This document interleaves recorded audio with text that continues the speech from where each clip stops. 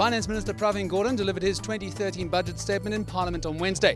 The Mail and Guardian gauged a response across the political and business spectrum. Mr. Mantashe, happy with the budget allocations in Pravin Gordhan's 2013 budget? I'm quite happy in the sense that the budget talks to the program as it has been evolving. Right from the conference to the January 8th, the Lekgotla, the State of the Nation address, today we've seen money allocated to the program. The budget is bold. The budget underscores the priorities of this government, which is job creation, economic growth and development, and inclusive growth and development. It's a budget that is intended to inspire hope and confidence in the private sector, in global and domestic capital markets, but most importantly, among our people who are suffering the worst effects of this economic slowdown. We're seeing the effects of slow growth, really. 2.7% growth is not fast enough when the rest of Africa is growing at 5.8%, and that means that the minister's seeing a significant shortfall in tax revenue, and he's squeezed. So given that, he's tabled a relatively conservative budget, but ultimately if we don't tackle our growth problem, we're going to be faced with this for many years to come. So we like the fact that he's committed broadly to the National Development Plan, but he's going to need to tackle some of the key institutional problems in the South African economy to try and unleash the growth that the National Development Plan will. I think it was quite astounding that there's still going to be growth in the budget, that interest payments are going to stay as a constant ratio of GDP. I think it was quite an incredible balancing act that they're managing to chart us through this global crisis without us seeming to get anywhere near the situation that Greece and other countries have fallen into, still while increasing social and infrastructure spending. Cope is happy with it. I think he firmly put his foot again on the brake pedal with regard to expenditure, and he was quite clear. Also, the good news is that he embraced the National Development Plan. That is good news. But the concern is whether they will be successful in the implementation phase. That is a concern. And the other concern is whether he will get national consensus from business and labour to have consensus on the national priorities.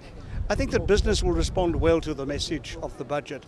We share the Minister's goals. We want an economy which is stronger, bigger and better. And to do that, we need to follow the roadmap of the National Development Plan. That's essential. And that really was the driving force behind this budget. That was the message. And if this makes government policy more predictable and more certain, that's good for business, good for investment. The important issue will now be how we implement. He's only given some indications. This is the beginning of a long road. I think this budget talks directly to the issue of job creation, but also it emphasizes the role of the private sector. In many ways, the minister tried to say the investment landscape is open, both here in the country and in the continent. But for us to grow our economy, we need the private sector to play its part. The budget today, as tabled, it simply takes us forward. There's no cut in terms of our priorities. It's just value for money, better and quality spending that I'm seeing. Broadly speaking, I think it's a budget that should be able to hopefully command broad support, because I think it's touching a number of buttons about which a number of people have been talking about. And also I think that the story that the Minister told about a number of investment projects, particularly in value-added activities, manufacturing activities, very much the picture that we have. Many companies, many investors are realizing the importance of the African continent and of South Africa within Africa. Lastly, rate the Minister's speech out of 10? I would rate it 6 out of 10. 10. I give him 10. I'll give him 7 out of 10. I give it an 8. I think it was a really great speech. I think the standing applause said it all. I think if you were to take the views of the private sector, the views of the public sector, the views of government, the views of NGOs and everybody, I think they'll all converge around one common objective or agreement to say, we think this budget, under these difficult circumstances, does take South Africa forward.